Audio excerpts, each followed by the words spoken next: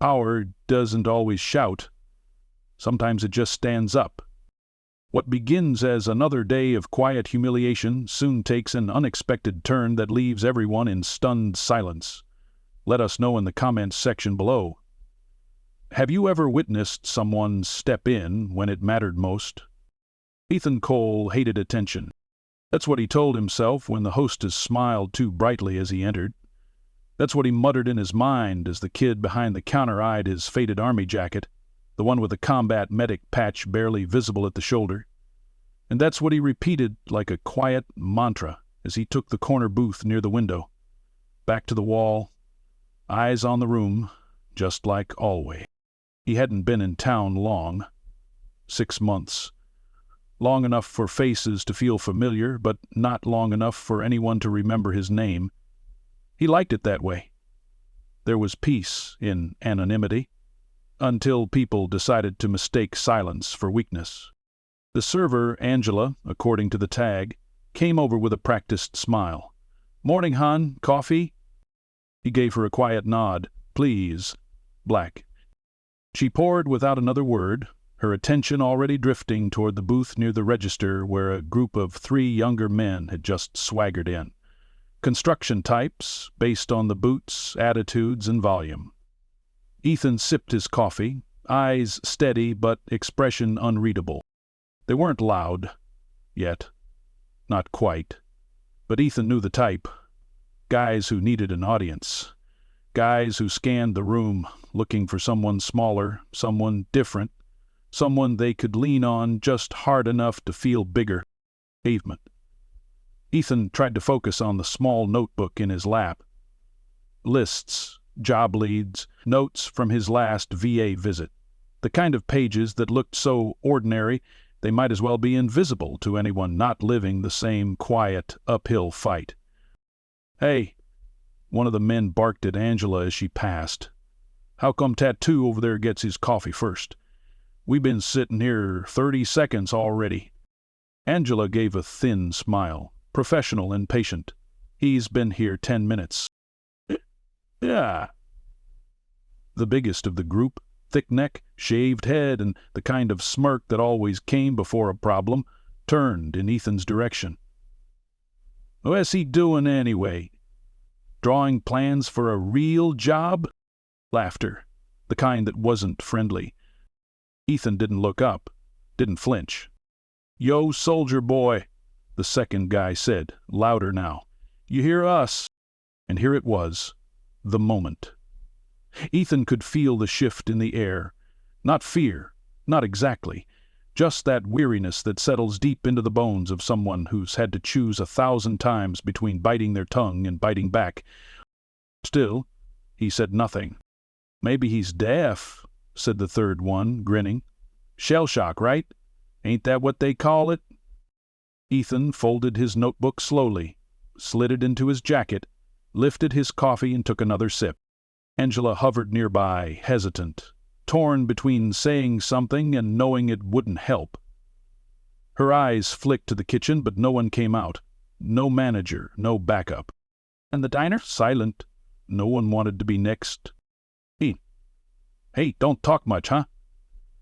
The big one stood now, looming a little closer to Ethan's booth. "What's the matter, buddy? Don't like civilians? Or just too good for us?" Ethan finally looked up.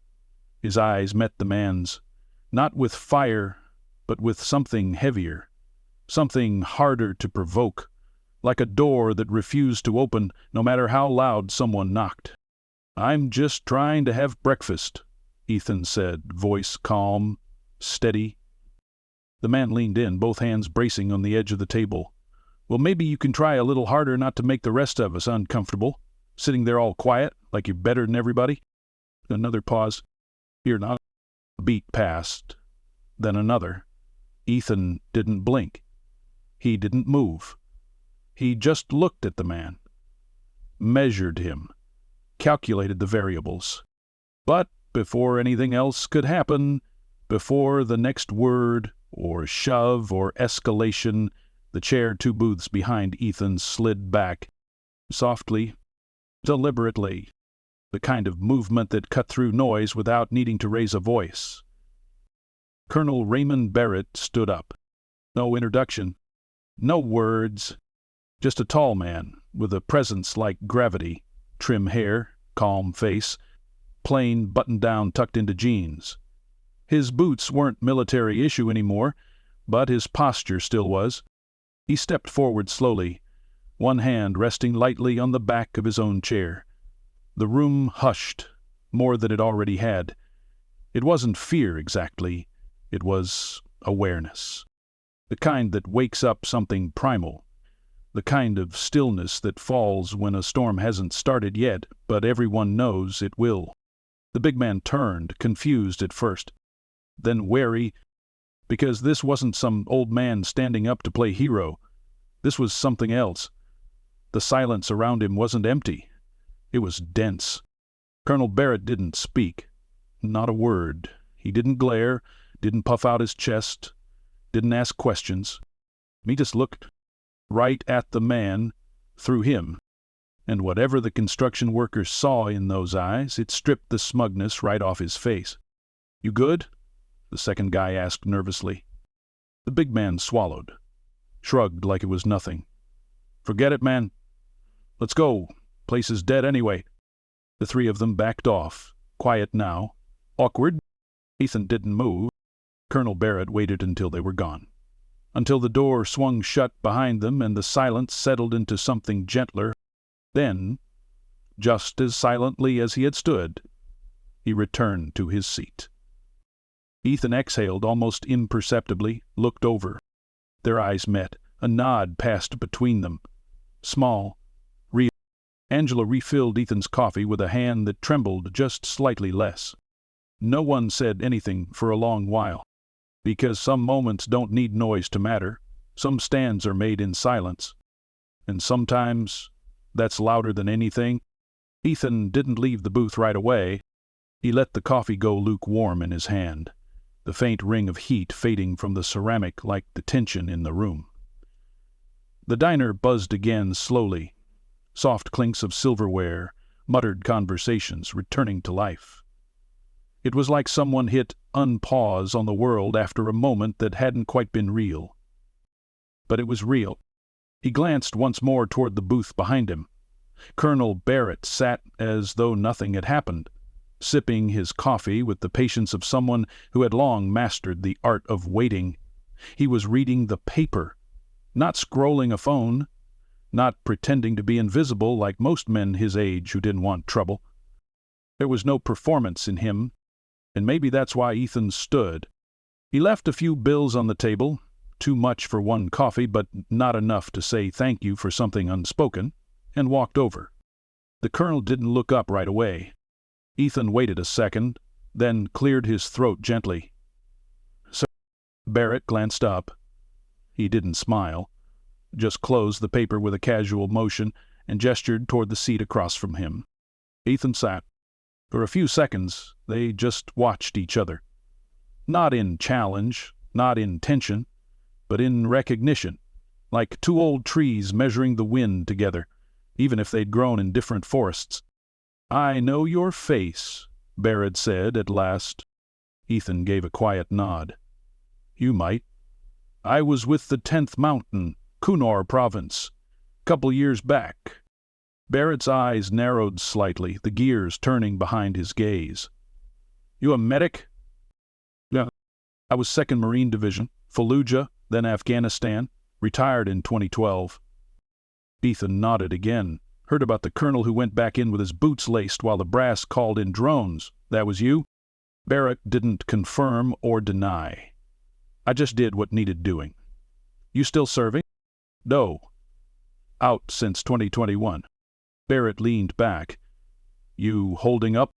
The question didn't carry pity. It didn't land soft, but it landed right.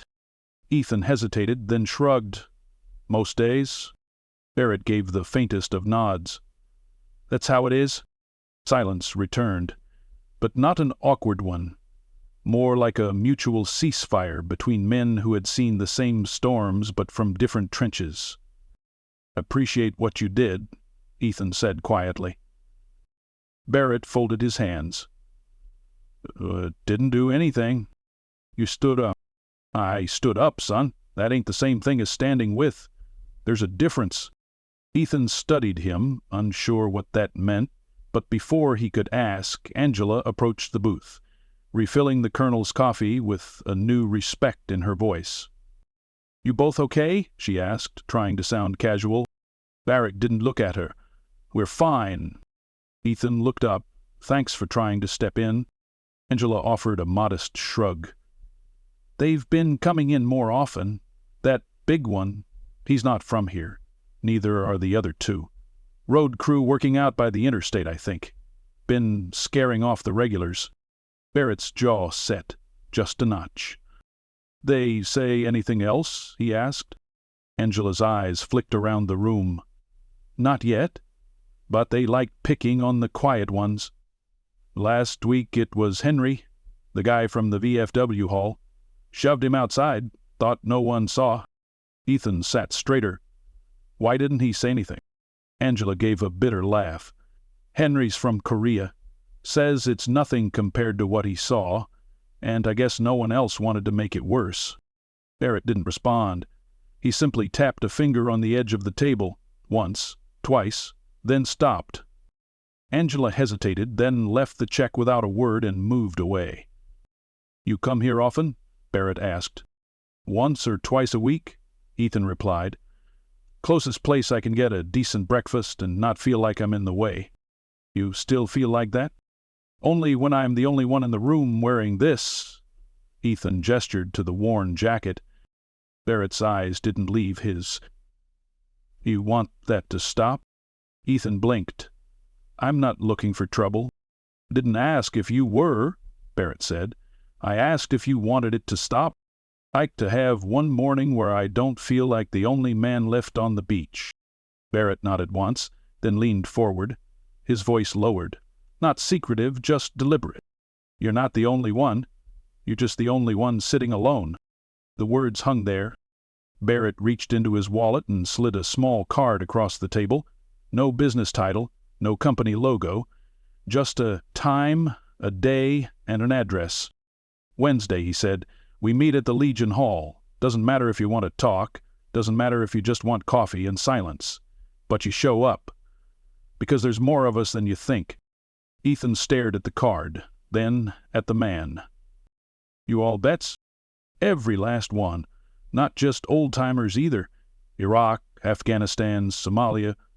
Hell, we even got a coastie who worked hurricane relief and saw more trauma than most of us ever did in combat. He's the loudest in the room now. Wasn't always." Ethan ran a thumb along the edge of the card. "Just some kind of organizer?" Barrett gave him a look. "I'm retired. I don't organize. I remind." Ethan smiled for the first time in what felt like weeks. Just a crack in the stone. Barrett stood, folding his paper neatly and slipping it under his arm. "Don't let 'em make you smaller," he said. "Not out here. Not ever again." He turned and left the booth with the same quiet stride, nodding once at Angela on the way out. No cape, no applause. Just a man who'd done his duty again. Ethan stayed seated for a while. He didn't open the notebook. He didn't need to. The coffee was cold, but it didn't matter. Because, for the first time since coming home, he wasn't just another quiet man in a booth. He was seen, and for the first time he started to wonder if maybe, just maybe, he didn't have to face it all alone. By the time Ethan showed up at the Legion Hall the following Wednesday, the sun had barely crested over the rooftops. He wasn't sure why he came. Maybe because he said he would. Maybe because the silence in his apartment was louder than anything the road crew ever shouted. Or maybe because Colonel Barrett's card still sat in his jacket pocket like it weighed 10 pounds. The place looked like it hadn't changed since the 70s. The kind of spot with hand-painted banners for events long past still hanging above dusty windows. A cracked leather couch sat by the door. The air smelled faintly of coffee, old wood, and something distinctly familiar. Gun oil and waxed floors. It felt like home in a way he hadn't felt in years. Inside, a few men gathered around a long table. some younger than him, some older. A woman in her 40s with cropped hair and sharp eyes was pouring coffee into a metal urn. Everyone looked up when he stepped in, not with suspicion, just with awareness. Colonel Barrett was already seated near the head of the table, sipping from the same chipped mug he'd used at the diner. He nodded toward the empty seat across from him. Ethan walked over and sat without a word. No introductions, no questions, just quiet acknowledgement. Then, as if on cue, the conversation resumed around him. Easy talk, low laughter, murmurs of shared memories that didn't need retelling to be understood. Ethan caught pieces, fob names, dust storms, the stupid stuff guys used to do just to stay sane. Barrett waited a few minutes before leaning in. They came back. Ethan blinked. The guys from the diner? Barrett nodded. 3 days ago. Didn't start anything, but they were louder, meaner, daring someone to push back. Ethan clenched his jaw, and no one did. The regulars, they got quiet. A few even left before finishing their food. Ethan shook his head. I figured after what happened they'd think twice. Bullies don't think, Barrett said. They calculate. You stop them once, they test again. See if the moment was a fluke. Ethan exhaled hard. So what do we do? Barrett raised an eyebrow. You ever hear of presence patrols? Yeah. We used them outside Bagram. Just walking the same streets, over and over, unarmed, showing up. Barrett smiled faintly. That's what we do now. We show up. Ethan leaned back. That's it? Barrett nodded. For now. The woman pouring coffee earlier made her way over. She placed a muffin in front of Ethan, without asking, and slid a sugar packet toward him. Diabetics get decaf, she said flatly. You don't look dumb enough to need that. Ethan blinked, then chuckled. Thanks. Name's Carla, she said. Army, MP, OEF.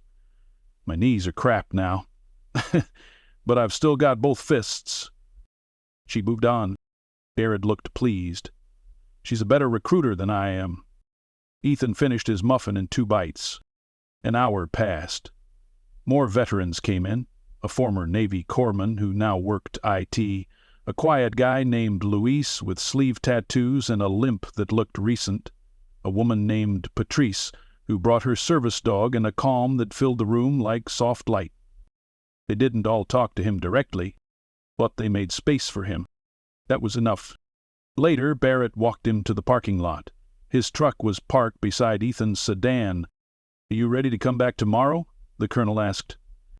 To the diner? Not just the diner, anywhere they might show up. We've been seeing them at the gas station, the liquor store, same 3. Ethan hesitated. What if they push harder? Barrett looked at him. Then we don't move. Ethan nodded once. Dr. Barrett placed a hand on his shoulder. We don't escalate, we don't instigate, but we stand. The next day they went back to the diner. Ethan wore a plain gray hoodie, not his jacket. Barrett didn't say a word. They sat at the booth again. Coffee came. No threats, no raised voices. But the 3 men were there. This time they didn't even pretend to be subtle. The big one, Drew, someone whispered, stood near the condiments rack, watching Ethan like a predator eyeing a fence for weakness. The others lingered at the counter, laughing louder than necessary, tossing glances like punches that hadn't landed yet. Ethan met each stare without blinking. Barrett just sipped his coffee. When the road crew left, Drew threw his arm wide and knocked over the napkin holder on Ethan's table. Oops, he said, walking off. Ethan didn't move, just let the mess sit. Barrett reached forward, picked up the holder, set it upright, then nodded. Later that week it was the gas station. Same thing. In the grocery store, in a parking lot behind the post office where Louise spotted them scaring a teenager in a hoodie who hadn't said a word.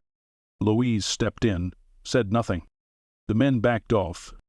Word got around. By Friday it wasn't just Barrett and Ethan. It was 8 of them, rotating shifts, quiet, civil, unyielding. They never started a confrontation, but they never looked away. That Saturday, Ethan pulled into the diner early. He didn't wait for Barrett. He didn't sit in the corner. Sat by the window, alone. Angela brought him coffee. "You're different now," she said, half a smile tugging at her lips. "I'm not," Ethan replied. "I just remembered who I was." Her eyes lingered a moment longer, then she moved off. The bell above the door chimed. Drew walked in. "Alone?" He paused, saw Ethan, saw where he was sitting. Their eyes locked. This time, Ethan didn't look away first. "Andrew?" He blanked and walked out. The door shut behind him. Ethan let out a breath, not relief, something deeper. He took a sip of coffee, leaned back in his seat. The battle wasn't over, but the line had been drawn, and for the first time since coming home, Ethan didn't feel like he was surviving the day. He felt like he was owning it. The trouble came back on a Sunday. It always does, eventually. Ethan was sitting in the diner alone again, second cup of coffee nearly gone, plate cleared. He'd stopped bringing the notebook, stopped trying to shrink into a booth. The habit of watching entrances hadn't left, but now it wasn't fear, it was readiness, awareness with a spine. He heard the door before he saw them. This time it wasn't just Drew and his 2 usuals. There were 5 of them now, all in high-vis jackets and work boots, covered in sawdust and attitude. One of the new guys had a lip ring and the twitchy demeanor of someone looking for a reason to swing. Drew looked more confident than ever, smirking like he already owned the place. The diner's energy shifted the moment they entered. A woman with her kid paid her bill too quickly. An older man pretended to be deep in his newspaper. Angela stiffened behind the counter, her jaw tight, coffee pot trembling just a bit in her hand. But Ethan didn't move. Didn't flinch. He just watched. Drew's eyes landed on him immediately. "Well, look who's still pretending he's some kind of tough guy," he said loudly enough for the whole diner to hear. "You miss me, soldier?" The others chuckled. Ethan stood, slow and steady. He didn't speak. Drew kept walking toward him. The others fanned out behind. One of them knocked over the napkin holder again. Lippring sneered. "Look at him. Thinks he's the sheriff or something." Drew stepped in close, chest nearly bumping Ethan's. "Thought maybe you'd learn your place by now." Ethan said nothing, just met Drew's eyes, calm, even. But from the corner of the room a voice broke in. "He's in his place. Colonel Barrett." He'd entered without a sound and was now standing by the door, hands at his sides, face still but fierce in a way that didn't need volume. Behind him, Carla stepped in too, eyes cold, her military ball cap pulled low. Then Louis, then Patrice, then 3 others, veterans, each one calm, collected, unarmed. But none of them were alone, and none of them looked like they'd blamed. Drew turned, trying to calculate, trying to laugh it off. "What is this, a parade?" he scoffed. Barrett took a single step forward. "You've been warned once. You've been watched every time since. You think you're untouchable because nobody's called the cops." His voice was low, even, but razor sharp. He didn't count on the wrong people getting tired of watching. One of the new guys shifted nervously. Drew's eyes flicked back to Ethan. Ethan took a step forward, not aggressive, but resolute. "You've got a choice," he said, his voice like gravel dragged over bedrock. "You walk out, now, or you stay and find out what happens when people who've trained their whole lives to stand don't sit anymore." The diner was silent. Only the low hum of the overhead lights and the faint rattle of a coffee cup being set down. Drew looked around. No one was with him. Not really. His guys weren't laughing anymore. One of them, lip ring, Enough had already taken a half-step back. Drew swallowed. "Bunch of washed-up wannabes," he muttered. Then he turned, walked out the door. Didn't run, didn't swagger, just left. The others followed, silent, unsure, shadows of their former selves. The door closed behind them with a soft jingle that echoed far too loud. For a beat, the whole place stood still. Then Angela let out a shaky breath. Ethan sat back down. Barrett didn't. He stayed where he was, eyes on the street, watching until he was sure they were gone. Then he turned to Ethan. "You all right?" Ethan gave a small nod. "I am now." Patrice patted his shoulder on her way past. "Welcome back." Angela came over, refilled his cup with fresh, hot coffee. "On the house," she said. "For all of you." Carla leaned on the counter. "You know what happens next, right?" Ethan looked up. "They don't come back?" Carla smiled. "No, you do." "Next week. Same table." Ethan smiled. That afternoon the news made its rounds. Not from a camera or a post, but by word of mouth, the best kind in a town like theirs. A group of workers with big mouths and weak backs had finally been put in their place, by people who had carried real weight on their backs and in their hearts. And the people who had kept their heads down for too long? They noticed. At the grocery store, Ethan got a nod from a man he didn't know. At the pharmacy, the cashier said, "Thank you for your service," and this time it didn't feel like a hollow phrase. It felt real. A few days later, Ethan sat at the Legion Hall again. This time, he brought donuts.